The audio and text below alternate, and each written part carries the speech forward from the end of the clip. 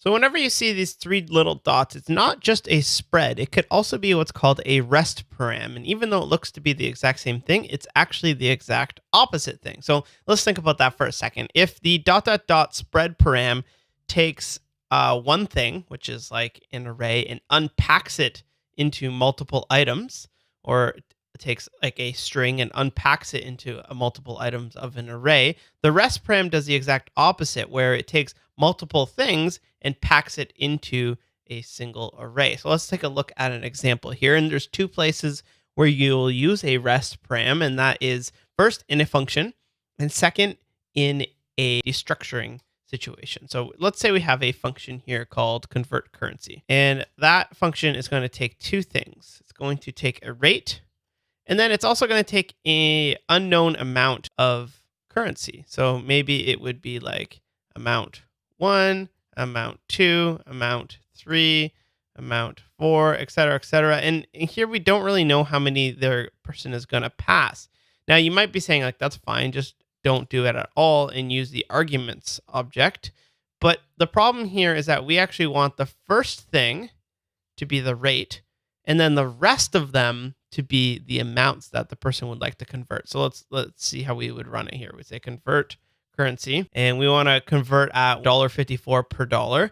And then we want to pass a whole bunch of dollar values that we have. So maybe we have $10, maybe we have $23, maybe we have $52, maybe $1, and then another $56. So those amounts are being passed, and there's no real good way for us to do that until now that we have the rest param. So what we can do is we can say dot dot dot amounts, and it's going to do exactly what you think it would do. It's going to grab the rest of them. So let's just take a quick look at what we have. We're going to console log rate and amounts. Now, what do we have here? The first one is just the value as it was passed in, but because we did a rest param here, what it does is it captures everything else that gets passed to this function. So if I run it again with only one item, you see here we get 1.54 in an array of everything. Here we get 1.54 in just an array of one actual item. So that's really handy because we could do something like this. We could return the amounts, and we could just map over that, and we take the amount and return the amount times the rate. Const amounts equals, and console log that amounts right here. We should be able to get an array of all of those converted currency values. So that's where it is. You can use as many possible pre ones. So if you had like rate and tax and tip and then amounts, what that would give us is three things. Let's take a look here. Console log rate, tax, tip, amounts. 1, 2, 3, rate, tax, tip, and then the rest of them are put into an array here.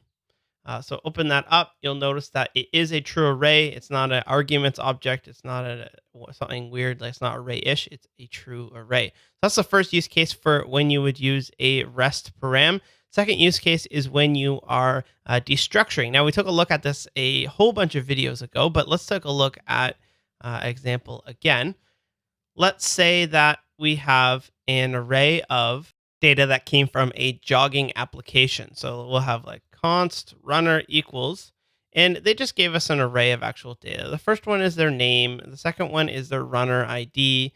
And then from there on out, it's just information about how many kilometers they have run. So maybe 5.5 kilometers, 5 kilometers, 3 kilometers, 6 kilometers, and that big one, 35 kilometers. So that's like maybe some comma separated data that we would get in. Now, we want to destructure this data in, assuming the first item will be the name, the second item will be the runner ID, and then the rest of the items are going to be the log of all their runs. So we could destructure that data by doing this. We'll say const square brackets name ID, and we want to say runs here, but let's try without the rest and just see what we have. Equals runner.